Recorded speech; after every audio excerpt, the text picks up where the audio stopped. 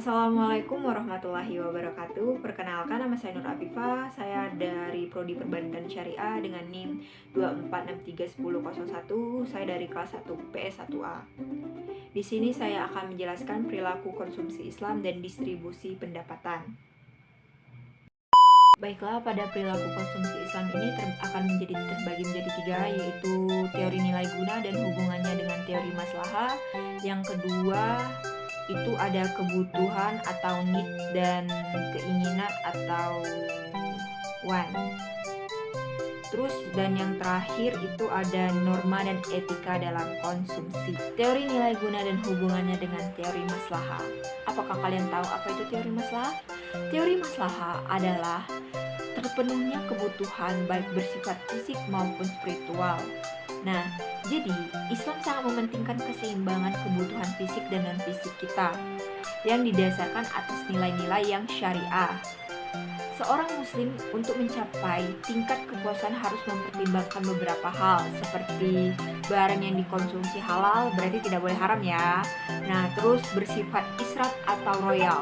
Jadi kebutuhan sesuai kebutuhan aja, jangan royal, jangan berlebihan, sesuai pemakaian kita ya. Nah, ketiga itu tidak tabzir atau sia-sia.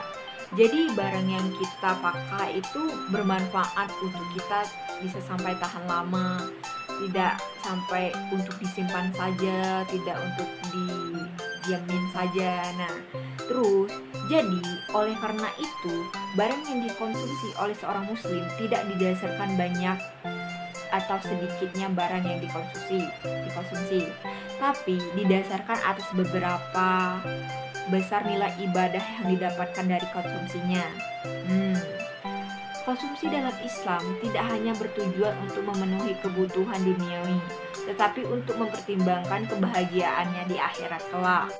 Baiklah, masuk kepada kebutuhan atau need dan keinginan atau want.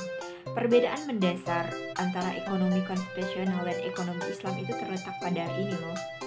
Dalam Islam, kebutuhan berasal dari fitrah manusia yang bersifat objektif, mendalam, akan ada manfaat serta kemaslahatannya. Pemenuhan kebutuhan meliputi pemenuhan aspek fisik, spiritual, intelektual, dan material. Sementara itu, keinginan dalam Islam itu adalah keinginan yang subjektif, tidak selalu membawa kebermanfaatan, hanya untuk memenuhi hasrat semata saja. Nah, Islam juga membagi kebutuhan manusia dalam 3 tingkatan, yaitu pokok, perlengkapan, dan penambah keindahan. Kita masuk ke bagian terakhir, yaitu norma dan etika dalam konsumsi. Ada beberapa nilai-nilai norma dan etika dalam konsumsi yang harus kita pahami, yaitu keseimbangan dalam konsumsi. Islam mengajarkan keseimbangan antara kedermawaan dan kehematan. Tidak boleh kikir atau boros dalam menggunakan harta.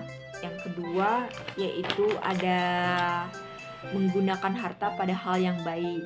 Kita tidak boleh menggunakan harta kita untuk hal yang tidak baik seperti berjudi, terus slot gitu, tidak boleh ya. Bisa kita gunakan harta kita untuk sedekah, zakat, membantu anak yatim bisa. Nah, ketiga yaitu menghindari islaf atau boros dan tabzir, sia-sia. Jadi kan seperti yang tadi, yang kedua ini nyaut ya, kayak kalau kita boros buat apa sih harta kita? Kalau kita simpenlah untuk masa depan, untuk orang tua. Baiklah, kita akan lanjut